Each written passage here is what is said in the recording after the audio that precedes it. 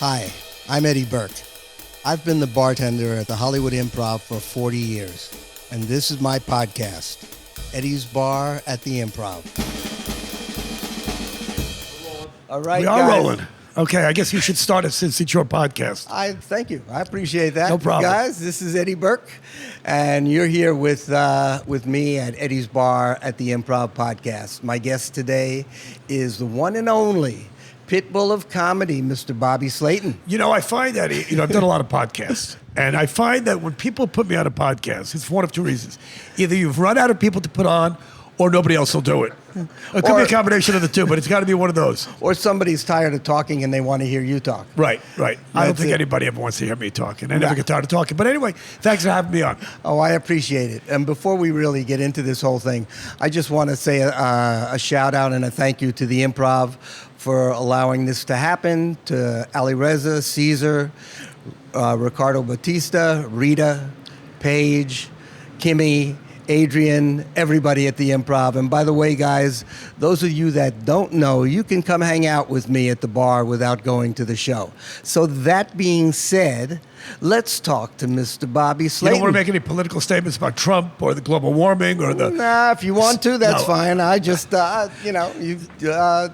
nice and chilly. Every time I come back in here, this place brings back so many memories. Most of them not great. Not because I love working the Improv. No, I always like seeing you and Bud and Mark. But it was so many dreams and things that I thought were going to happen. And everything. I just remember when I came down from San Francisco because I started doing stand-up, and I don't know if you remember this because you were certainly here then.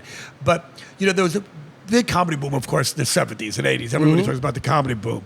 And but I remember up in San Francisco, I was kind of a big fish in a small pond because there weren't that many comics. It was me and Dana Carvey. There was Robin, of course, and then Robin got Mork and Mindy. He became a national, icon. So was Robin, this the late 70s? I'd say the mid-70s, about the mid-70s. Because me and Dana Carvey, I think, started on the same night, actually at the Holy City Zoo. I think we were both 21 or 22 years old. And anyway, so the comedy scene, there was Kevin Pollak came, and then there were a bunch of guys, you might not remember, A. Whitney Brown, who came down here, went on to SNL, and Rob Schneider, who was always my opening act, or Jake Johansson. Anyway, there was a nice little comedy scene. So I remember coming down here for the first time, and all of a sudden, you're not the big fish in the small pond anymore. There's a lot of comedians going on. But what they did was, and I don't think it was the first time I played here, but it was like the second or third time, Bud and Mark had the San Francisco comedy. They were introducing the San Francisco comics to L.A. So it was me and Michael Pritchard and Dana, maybe Kevin Pollak, and everybody showed up. The Smothers Brothers were here, and Army Archer put it in Variety, and San Francisco's invading, and we came down there thinking we're going to make a big splash, and you get like a pilot here or there, and that one didn't take off, and then all of a sudden, when you try to call in for spots, you realize you're not getting the 9:30, 10 o'clock spot because there's a million comics, and you're not you might get a 1 a.m. spot. But you were always here, and always with the big pour, the extra drink when you needed it. Eddie was always the rock behind this. That's how I keep the comics loose, so they you guys go up on stage and just have a good time. Right. When your first time on stage here, what was the feeling? Was it like, wow, I'm at the Improv, or? I don't really, to be honest with you, I don't remember. When I came down here, before we did the big San Francisco comedy night, I remember going to the Comedy Store, and I was actually in line on a Monday night. I must have been about 21 years old, so 1976-ish, something around then. And it was me and Howie Mandel. Howie had just come down from Canada, and he was trying to break it to stand-up. All these guys I mentioned, Dana Carvey, Kevin Pollak, Howie Mandel, I don't know what happened to them. You don't see them on any of these podcasts, do you? These guys have all, who knows what happened to them. They've disappeared, yeah. But no, the first time I came down here, I don't remember the first time I was on stage here, but you kind of feel like you're in the big time. Not like on Broadway or Carnegie Hall or Radio City Music Hall, but in the world of comedy. This or the Comedy Store, right, were the two places. Yeah. When did you start comedy? Were you always when you were a kid? Right. Were you like always into it? No. Were you like the class clown? No. Well, yeah, the class clown. Yes. You should see some of the stuff. I have memories and pictures and things. But I never wanted to do stand up. And I'm sure you've known enough comics, and you've talked to so many comics where they saw I used to watch Ed Sullivan when I was a kid, or the black comics. I'd see Pryor or Cosby, and I wanted to be a comic. And you saw these young white kids who watched Henny Youngman or whoever, George Carlin, and always want to be a comic. But it never crossed my mind. I love watching all these people, but I never thought, hey, when I grow up, this is what I'm going to do. And then one night in San Francisco, I moved out to California, drove cross country with a friend after seeing Easy Rider. I knew I wanted to come cross country, but being a Jew, I wasn't going to do it on a motorcycle. And I didn't want to sell drugs on the way. I just wanted to get out to California. So I heard so much about LA and San Francisco. But then somebody said, you should try stand-up, and I did it. And once I did it, I said, this is what I'm supposed to do. It's almost like when you see a woman go, I'm going to marry that woman, and you fall in love. Because when I got up on stage, that this was what I was going to do, or at least try to do. Because I didn't really have any other dreams or hopes or aspirations or talent. So it's sort of to do anything else. It was either that or like homelessness. You know what it was? I was working, yeah. But I was working in a record store, and I remember getting free records and free tickets to concerts through the record company people. And I thought, I'm going to work in a record store because I'm going to get T-shirts and tickets. And that was my only kind of dream I had. That's why you were working in the record store, so you could get T-shirts and tickets. Well, I didn't have much, I never went to college. I never, I was a pothead in high school, barely made it through school, so I didn't know what I was going to do. You went to high school in New Jersey? New York, close enough. New York, where? Yeah, close enough. Where? Westchester County, outside of the city. You're kind of like one of the suburb boys. I am a suburb boy. Yeah. Born in the Bronx, but I'm not going to lie to anybody. I can make it more colorful and glamorous. Hey, I'm from the city. You can lie. It's okay. It's like my 3 listeners don't tell anybody. I would never lie to all your imaginary listeners, ever. Oh, now the 3 are imaginary. They're not even there. When you first came to California, right. you obviously, as you said, you went to San Francisco. Right. What was the first club you played up there? That was a place called the Holy City Zoo. That was a club it's no longer there, but it was literally, I think there were like maybe 40 seats. And I remember, you really couldn't go to the bathroom without, some people would have to actually walk on the stage to get, it was a teeny club. And that was the night, it was me and Dana Carvey. But you know what? When it's your first night on stage, and even your third or fourth night, that club could have been, 400 seats. It was still a little intimidating going on a stage if you've never done it before. I can imagine it. It's like like you said, if you've never done it, and your feedback's immediate. It's like, am I doing well or not? Well, are they laughing or not? Well, the good thing and the bad thing about a club that's 30 or 40 people, if half of them are laughing, it sounds like a lot of people. But if half of them aren't, it sounds like it's only 20 people laughing or not laughing. But so it's. It could go either way, but I remember it going pretty well. I actually have the tape of the first time I was on stage, and I don't know where it is now, but I heard it a few years ago, and it was pretty horrendous. It was the beginning Bobby Slayton, so and then you kind of morphed into the pit bull of comedy. What is it, Yid Vicious? Yeah. All these like aggressive names that you have. Well, you know where that came from? It came from the fact that when I was in San Francisco, I was opening for rock and roll bands, and nobody else wanted to do it. Robin had already, even before he got Mark and Mindy, he'd opened up for a few people, but he was already getting really big. And this was me and Dana Carvey. There was Bob Sarlott, a guy named Bill Rafferty, who's passed away, was on Laughing for a while. Who else was? And then, and then Kevin Pollak came along and other guys, but I was the go-to guy to open up for rock bands. And I remember Kevin Pollak and Dana Carvey would open up for like the, Pablo Cruz and Melissa Manchester. And if you had to open up for a musical act, these were easy audiences to play to. And none of them were easy. Who'd you get? But I would take on Blue Oyster Cult and the Dictators and I remember the Stranglers from England. Hard rock. So this whole attack, kill them before they kill you, kill or be killed. Especially since they're not really there to see comedy. Oh, it was awful. But at the same time, it also helped make you a better comic. It was like really boot camp. It was really like when the guys put their lead donut on the baseball bat, then they take it over to swing it, it's a lot easier.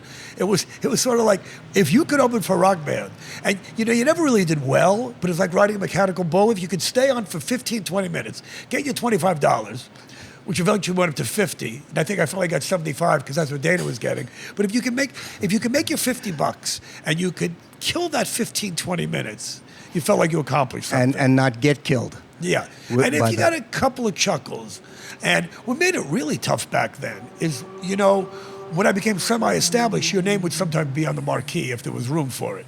So at least when people came to the show, they go, okay, we don't want to see this guy, or when the lights go down, we're going to go smoke a cigarette or call the babysitter or whatever. They were ready. They knew somebody was going to be on before the headliner. It's when your name wasn't up there and the lights went down and people are yelling out for Eddie Money, whoever the big club band was up there. That was really tough. So that was a good training ground for you. Really, you know, you learn the hard part of it when people really aren't there to see you and they're just there like, you know, for the rock and roll acts. Well, it's like Albert Brooks did that whole thing about, you know, opening for Richie Havens and people time their drugs to the headliner. They don't know what comic's going to be on. I think that happened for a lot of comics. But then, you know, a lot of comics would go to Vegas and open up for, half the guys that we grew up watching and working with here, you know, Don Herrera and Jay Leno and Seinfeld, Larry Miller, a lot of them, Tom Dreesen would open up for, you know, Diana Ross and you know, Frank Sinatra. Mm-hmm. My act was too brutal to open up. Well, you could have opened up for Don Rickles. Rickles didn't have any comics opening for him. He always had a musical I'm sure, act. yeah. You mentioned a bunch of names earlier. Who were your comedy idols as you developed, as you were growing up? As a comic? Well, you know, I think most guys will tell you that Leno, you know, as you know, you know, he ruled this place and the Comedy Store. You know, Jay was, people don't believe it when I say that Jay was one of the best stand-up comics I'd ever seen. But, you know, Seinfeld will tell you that. The late, great Bill Hicks. Everybody would agree for a club comic, he might not have had the pain of Richard Pryor, or he might not have gone as deep as George Carlin, or, you know, but Leno, as far as a sharpshooter, remember? I mean, every joke. Because back then, every comic would have a joke about McDonald's, or every joke would have a comic about airline travel, and we'd all have the same, but Jay would have the joke. And when Jay did the joke, you know, he could take the most mundane subject like Chicken McNuggets, and he could have the best joke about it. So Jay was the guy. Other than him, were there others at all or is that just kind of it? I'm trying to remember the guys that I would see. Well, you know, Robin everybody loved, but Robin was just, he was in a class by himself. I think everybody, not just comics, but actors, and everybody loved Robin. But it was Leno. But even like, you know, like maybe, you know, as you were developing, I don't know, Seinfeld, Carlin, and those guys. I mean, did you like what they did, or were you into them? Carlin and Robert Klein were my two favorite comics, but I liked them when I was a teenager. Well, before I was a comic, you know. So while I was a stand-up, those guys already been quite established. Leno, I didn't know till I saw him one at the Comedy Store, or I'd seen him on Merv Griffin or something. But yeah, of course, Carlin and Klein, and I think Cosby I was never a giant fan of. Pryor, you know, but the guys that I'm trying to remember, I kind of started at the same time as Seinfeld, but I loved him. He was always great. Yeah, well, Jay is the only one that when I started was already on his way and established. He had like Midnight Special and stuff like that, whereas everybody else, like Jerry and George Wallace and everybody were just about to take off. There were a lot of guys on that show. Remember Bobby Van's Make Me Laugh. Sure. A lot of those comics I had opened up for. You know, that's the other way that I cut my teeth, because in San Francisco, there were only about a dozen comics, and there were literally a dozen comedy clubs. And if not comedy clubs, comedy nights. You could work every night in that town. Like there was the Punchline was like my home club where I started out as a house MC. And then I worked opening act, middle act. Now they call them feature acts, but I was a middle act for you know, MC for about a year, middle act for about a year. So I would open up for all these great comics, and the people who I admired. I mean, Michael Keaton. You know, Michael. Of course, you know Michael before he was Batman. That's right. A lot of people didn't know he was a stand-up. So he was one guy I admired. Opened up for Elaine Boozler. I loved her. You know, Mike Binder I liked. Right. But I'm trying to think who else. Opened up for Kip Addotta, who was always a prick. I don't care if he's dead. Plus, there's nice things about dead people. Fuck Kip Addotta. But a good comic, nonetheless. A really good comic. So there were a lot of guys that, even though their styles were nothing like mine, you would learn from watching all these people. So I got to watch. You know, like if you're playing at the Improv or the Comedy Store, you're waiting to go on. You know, you're pacing, and you're not really watching all the comics before you. But when you're the house MC, you know, you have to keep your eye on what's going on stage. And when you're the the feature act, you like to listen to the MC to see what he's doing. I got to watch a lot of comics. Have you noticed a big change maybe in your comedy from the time you started to now, maybe because of the years, because the audiences have changed, or do you feel like your comedy has kind of stayed stable in terms of your routine? I'm not sure I've stayed stable. But I wasn't intimating that you were stable by any means. Yeah, thank you. I've known you too long to know you're not stable. Go ahead. Oh, you tell me one comic that is, and I'll show you a shitty comic. That's right. But no, you know what? When I started, the comedy was really, I wanted to be like Jerry Seinfeld. And I love my friend Rick Scheidner. And I love Mark Schiff. I mean, I could go Larry Miller. I mean, I could go on. And these guys were very insightful and very clean. And, for a little while, I'd have my period where, everybody said to me, you got to be clean if you want to be on television. And I never differentiated between a dirty comic, a blue comic, a clean comic, a topical comic. I always did what I thought was funny. And it always happened to be the same kind of stuff. It's the same sensibilities I have in real life. Yeah. Like you'll see some comics will say fuck off stage, they won't use it on stage. And some comics, you see some black comics put on that affectation of being blacker than they really are. What I do on stage has always been me, but not in the early days. In the early days, I try to be more of have a stage act. And I think what happens is when you grow up as a comic, you become more comfortable on stage and you can be more you on stage. At least that's how I feel. Well, I've been watching a number of your videos, and even though you do use profanity here and there, it's not a staple of your comedy. It's there if it fits or whatever. Whereas today, it's almost a staple of, I'd say, 75% of the comics. Well, I don't do it anymore, but comics would always tape themselves. Like, you can ask me if I want a copy of this podcast. Hell no.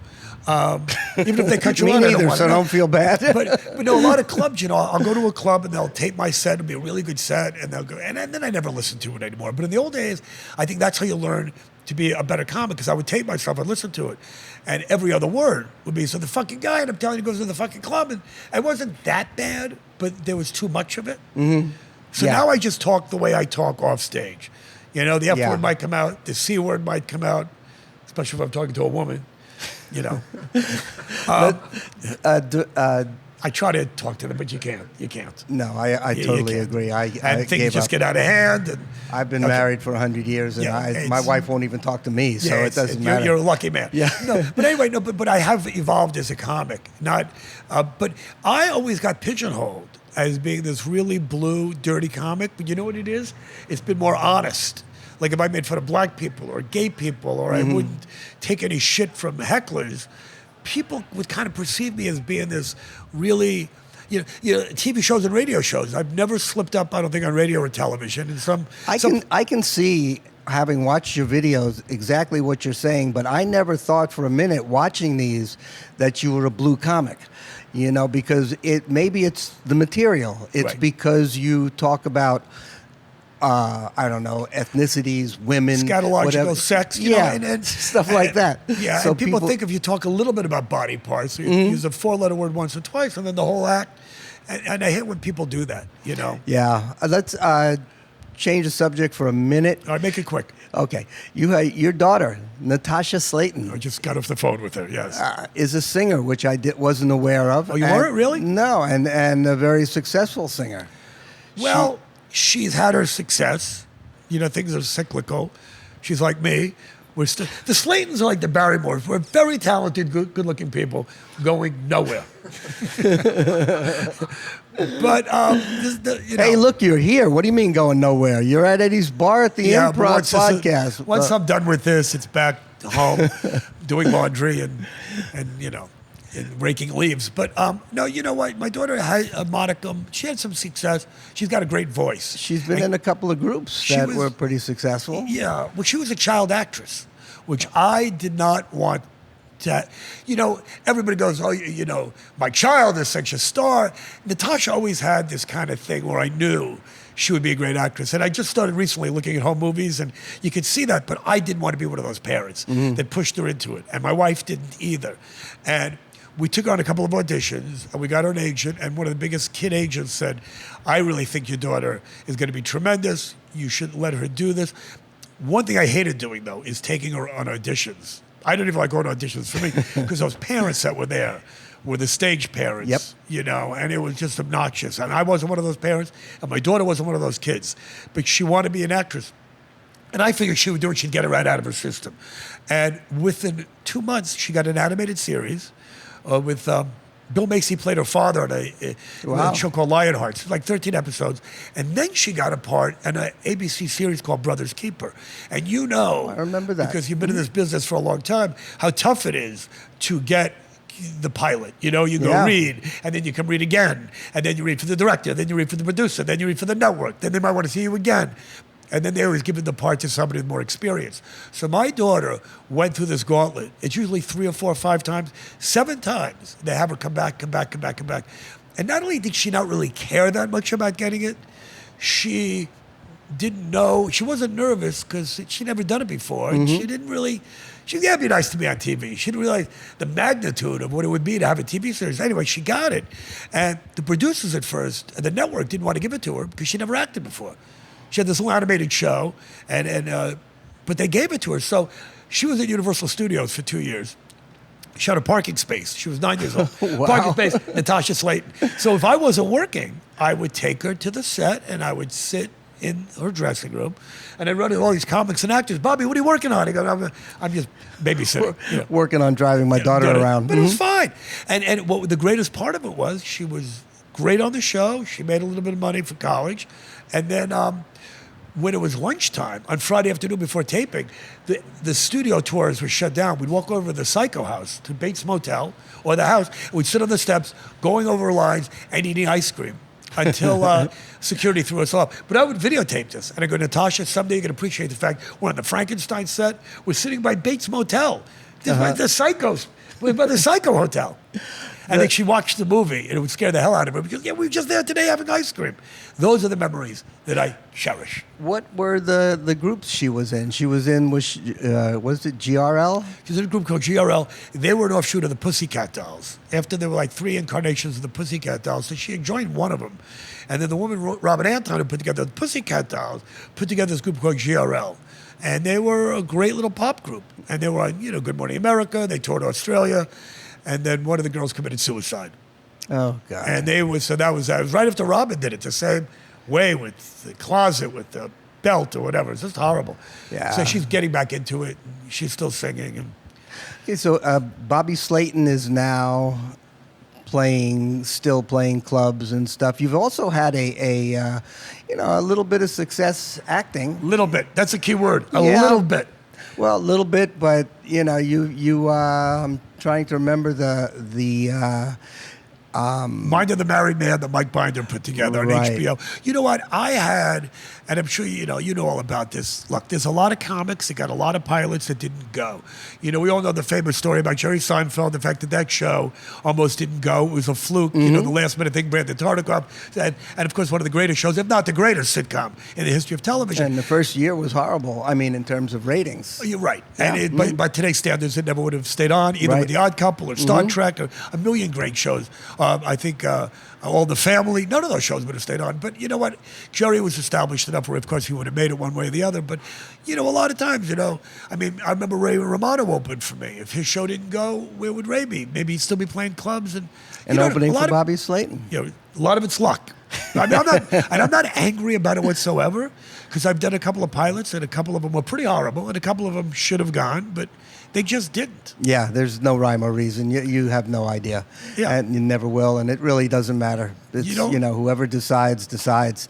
I think you in 1989, I think it was, you won Best Comedy Club Comic. Yeah, which meant nothing. No, well, it doesn't matter, but it's still an award. It makes, I go like, and okay, where's it got me? At Eddie's podcast. Yeah, well, here you are. This is what it's come to after 40 years. That's the Best Club Comic. No, you're here because Comedy Central named you one of the top 100 comics in 19... forget the award. Oh, that was stupid too, actually. Yeah. Back then, you know what? I was one of the top 100 comics, but now, I don't think I would have been close. Not because of how good I am or am not, but because there's so many more comics now. There's a lot of comics that were just coming up back then. This is before Bill Burr. Louis C.K. was a young comic. Sarah Silverman wasn't around. I mean, I go on and on. Jim Gaffigan, I don't know if he was doing stand-up. There's 50 guys I can make sure off the top of my head who are really, really great comics that should be on that list. When you started, there were like maybe 250, 300 comics. Now there's 250,000. Seriously. I've heard a couple of thousand. I would bet there's a heck of a lot more. I'm talking about comics that are working. Because I'm not talking about part-time guys. To me, a comic is somebody who's making a living at it. Yeah, but that still doesn't take away the fact that there are all these other people shooting at it, or doing their YouTube or what have you. Right. So, somebody told me I was funny in my living room, so I did a YouTube special. And some of those guys are horrendous, and they're making money, and they're playing these clubs. Look, you said to me you're still playing the clubs. Most of the clubs, including the Improvs, it's all corporate now, and there's so many young comics that sell more tickets. My fans are either dead or in Florida, I remember the Smothers Brothers. Tommy Smothers once told me they were going to retire, and David Brenner, and he was one of my best friends when I was living in Vegas. And David, who was one of the top comics in the 70s, his fan base also, either passed away or retired. And I think a lot of my fans, a lot of people my age don't want to go to comedy clubs, and a lot of people don't want to go because, look, I don't want to go to a comedy club. I want to stay home. If you really want to watch a comedy, I mean, Netflix, how many specials do they have? Well, did you ever think about recording your set and sending it to the club and let them put it up on the screen? I mean, that way you don't have to leave the house. That would be great. If I thought there was a way that I could make money at that, yes, I would do that. No, but you know what? I'm a little tired of doing stand-up. I've been doing it for so long, I just went with Bill Maher. He brings a couple of comics every year to Hawaii, and he brought me and Sarah Silverman this year. He does his annual show, and it was New Year's Eve and the night before in Honolulu, one night in Maui, and New Year's Eve, it was a beautiful theater and a great audience, and it paid well.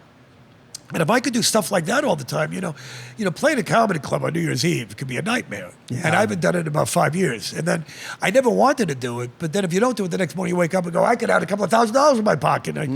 But you wouldn't have slept as well. I wouldn't have slept, no. So anyway, if I was playing theaters, I know it'd still be enjoyable to do stand-up, I'm burnt out after 40 years, and it's like enough already. It's funny that you say that because I don't get that from many of the guys. At least they don't admit it.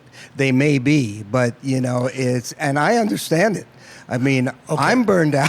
Okay. Well, you were burnt out when I met you, but most of the guys, that was 40 years ago, most of the guys that you're talking about either haven't been doing as long as I have, or they've been playing theaters and making in a night what I was making in a month, or they don't have 7 million frequent flyer miles on their ass, staying at Holiday Inns and working side splitters in Tampa, which is a fine club. Not that they have me back, so fuck them. But anyway, but I'm saying that, I was in the trenches playing these clubs. And a lot of the guys who tell you they're not burnt out, they're playing theaters and they're flying first class. And, makes it easier. It makes it a little bit easier. In your act, you were brought up in like a traditional Jewish family, I believe. You make it sound like the Jolson story now, when my father was a cantor, there'd be no bacon in the house. Is that true? No. Mine was more like Leave It to Beaver, but with Jews, whatever that means. I don't know. Do you use a lot of your upbringing in your act, or? No, because I didn't grow up in a tenement, and I didn't grow up in the Bronx, and I didn't grow up, with street gangs. I grew up in the suburbs. You should have talked to me, because all that was me. Where did you grow up? In Manhattan, in a tenement. Okay, so in street gangs. Yeah, so you would have more stories. My friends, like I said, we grew up in the suburbs, went to a really nice school. We had 2 or 3 black people, a Chinese kid, a couple of, and an Indian guy. We had a little bit of the token this and token that. It's like the village people. One we had a construction worker, a fireman, a black guy. I think 2 gay guys. But it was my neighbors had a pool, and when it snowed in the wintertime, we broke into the country club and would sleigh riding. So there wasn't. It was a beautiful, upbringing. Yeah, but we went down to the corner. We stole baseball cards, got our hair cut, rang doorbells and ran away. It was really middle class. It wasn't really a stand. we'd sneak down to the corner and rob the grocery store and then That get chased makes- by the cops. that makes for It's comedy. Like, it's like Yeah, sneak that- into the candy store and wait for the guy to turn his back and wipe him out of baseball cards and have him chase you out with a broom and have him call the cops. And back then, the cops, if they caught you, they would literally kick you in the ass. Really? I mean, oh, God, yeah. When I was a kid, nothing stopped them. See, that makes for great stories. For me, like I said, growing up in the suburb, and I still have a couple of friends of mine. My friend John Hayman, who works on Curb and he wrote on Seinfeld, was my opening act for a long time. And John and I grew up right down the street from each other. We weren't friends because he was 3 years older than I was. I actually bought firecrackers from him, which is a big thing. But John and I talk about what a great neighborhood we grew up in, and then and appreciate it. You can't wait to get out. I couldn't wait to come to California. And now looking back, it was a great school. There were no homeless people. There were no school shootings. There was, plenty of drugs. Wasn't that boring? Huh? Wasn't that boring? I mean, that's why I couldn't wait to get out. Yeah, that's I taught school. I was a dean of students for 7 years in Harlem. And I mean, all we had was, not all, but we had a lot of drugs and guns and stuff. It was exciting. Well, we went to the city to buy our drugs, and then we went to Chinatown. I'm surprised we're still alive. We drive down the West Side Highway at 90 miles an hour. My friend would stop in Harlem and get Coke and a pot, and then we'd do it in the car and drive down, and then we'd drive back up the East Side Drive at 90 miles an hour with beer between our legs and a hash pipe. And it's amazing we're still alive. But now, since you're getting kind of burned out in your older age, Bobby Slayton, I guess you want to just continue the acting for the most part, if you can. And I hate everything. I'm going to be 65 years old. How old are you? No, I'm 49. Really? Yeah, I just look bad. I've been working here since I was 9 years old. Yeah. Something like that. I'm about to have my 40th anniversary. 40th anniversary party here. Started when you were 9. Okay. My point being that I'm not burnt out. I'm just burnt out of doing stand-up. The one thing that does keep me going is everybody says to me, now because of the Me Too movement and all the sexual harassment and you can't do this anymore, you can't say that, there's all this tension and racial. Who says? That to me is what's keeping me going because it has made it's made me dig my heels in more. If anything makes me enjoy stand-up more, it's that. The millennials, the assholes with the man buns and, I like that whole generation. I like that listening to you. Like I said on the videos, it's like there's no such thing as politically incorrect, which I love. I still love, and some comics are starting to get back to that. It's interesting because, what I was telling you earlier, when I just went to, the last time I saw you, I came in here, I don't come into the Improv much anymore because I just don't want to do 20 minutes. I don't, I'm home, I just crack open a bottle of wine 4 or 5 o'clock, start cooking. By 7, 8 o'clock, I'm in bed. Sleep by 10. Bouncing off the walls at 1. But so I don't really want to go out anymore. But anyway, getting ready to do the show with Bill Maher. I'm so used to doing, 45 minutes to an hour, headlining in comedy clubs, and I don't do much TV. So when you do TV, it's 5 minutes, and you play a comedy club, it's an hour. So I had to do 20 to 30 minutes. So I would come in here a couple of times on a weekend, and I did it for 2 or 3 weeks just so I could get a feel of what it's like to do 20 minutes. And the first night I came in here, and Mike was here, your sound engineer, and the audience was my producer. It was a Saturday night, and there were tourists, there were people with their children, and half the crowd loved me, and half of them, there was a silence because people were either scared or nervous or upset or offended. And you can see that some people are appalled. And it wasn't any material that I have not been doing for years. It was the same stuff that works every time. I could do it on television, most of it. And yet, in a comedy club, you think of all places, which is supposed to be this bastion of free speech, which it is. Nothing to do with the Improv. But the audience was like, I was taken aback. The next night I came in and played with Jay Moore, and Jay had a nice audience, and people were here to see Jay because he's got a cool, little bit of a rebellious crowd. And of course I kicked ass, it was fine, with his audience, which was my audience, and it was fine. But the night before, you remember this, right? It was so bizarre, and I talked to some people. I talked to Rita, who runs the club. She goes, people are like that now. So after that, I was ready for anything. I'm going to Chicago in a few weeks towards this club Zanies. And that has always been a club where I've always killed, but you've always had people from the suburbs and people from out of town and people with their family and bachelorette parties, people that are not necessarily there to see you. Yeah. And I know that some people are going to be taken aback and offended. And I used to go after them. Now I just don't give a shit. You want to be offended with your little man bun, your little millennial shit, you uptight Me Too movement, bitch. You're going to Chicago. When, just so that all of my listeners know, when are you going to be in Chicago? Well, I don't know when this is going to go on the air. Well, this will probably go on the air in a couple of weeks. I'll be there in a couple of weeks. And if you go to BobbySlayton.com, you can see all my dates on my website. There's not a lot of them. Do you have a podcast? I don't want a podcast. Oh, good. Well, you can come out here anytime you want, and you can just... You know why I don't want to... You can take over for me. No. I like the fact that you have a podcast. I don't want a podcast because I've done so much radio. And I had a show. There's another thing that didn't go. But, but I don't know if you remember... Michael, remember Comedy World? You probably don't remember Comedy World. But there was a bunch of guys, they had some startup money for Silicon Valley. They decided years ago, before Sirius XM and before all this internet radio and YouTube, they decided, or at least before YouTube was big, they decided we're going to do an internet radio. And they're going to do a comedy station. It's called Comedy World. And they hired Craig Shoemaker. They hired me. I think I got Alan Havey a gig. I did this with a woman named Sue Murphy, and she was my co-host.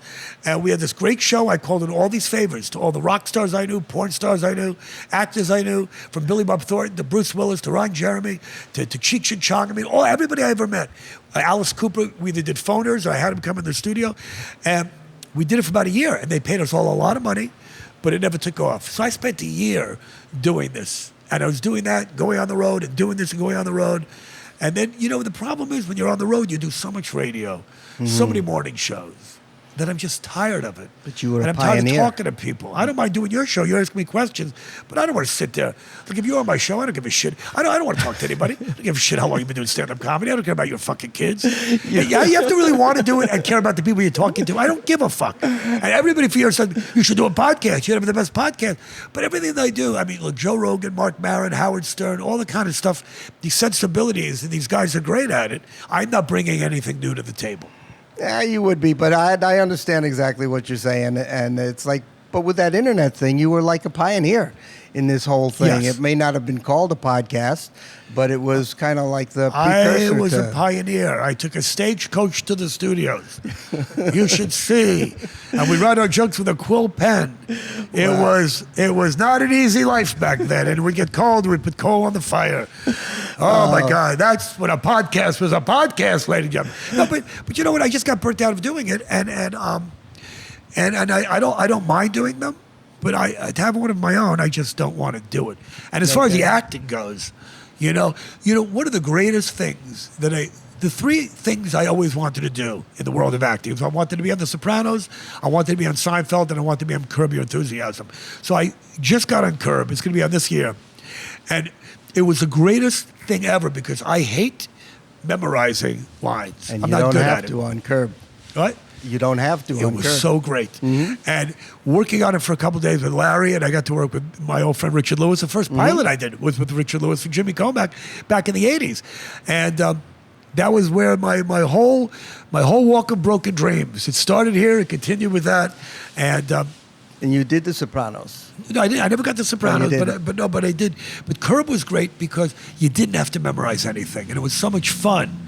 And my biggest fear and my biggest challenge, and I don't know, it's because I have ADD, maybe I'm not that smart, the years of drug use, I don't give a shit, whatever.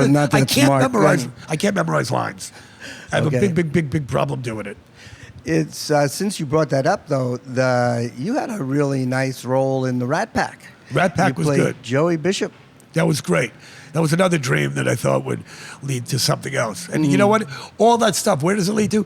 Eddie's podcast, middle of the afternoon at the Improv bar. It all comes back. I come right back there. Just when I thought I was out, they pull me back in. Here's where Well, I'm going to end this with a saying that probably describes your act, and it's a saying by a guy named Bobby Slayton.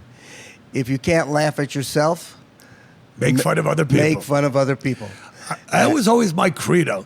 I love that. That's exactly. But the funny thing is, I know you want to end it, but No, keep going. You know, I want to end it too. I want to get home before the traffic starts. I was so happy when you told me you were going to do this in the middle of the afternoon. I go, so if he's doing this 4 or 5 o'clock, I'd have traffic. Oh, no. I think of my guests. I appreciate that. No, it's great. Matter of fact, I told you before doing this, I went to this barbecue place I wanted to try right down the street, and I've never gone there because I don't feel like coming over from the valley over to the west side. I have to have a reason to do it. And let me tell you something else. 4 or 5 o'clock tonight, when I go home, I'm going to feel great about cracking open that bottle of wine because I feel like I did something in showbiz. I feel like this is... You did. We did something today. That's right, because as close as you get to show business today is him, Mike Carano. That's not me. Yeah. So. But you know what, though? When you quoted me, you know, if you can't laugh at yourself, make fun of other people.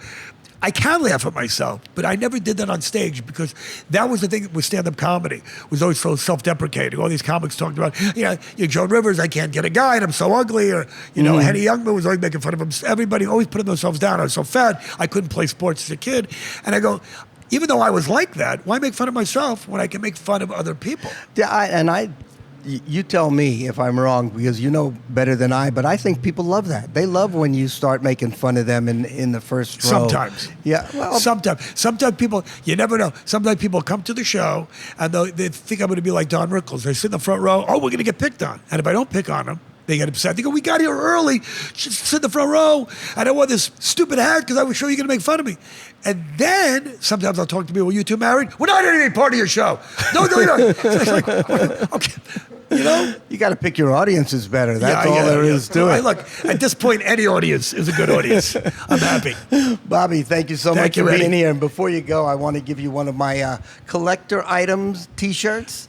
They're very few of these in the world. I would love to have one of those. That'd be great. This is like I said, a collector's item, folks.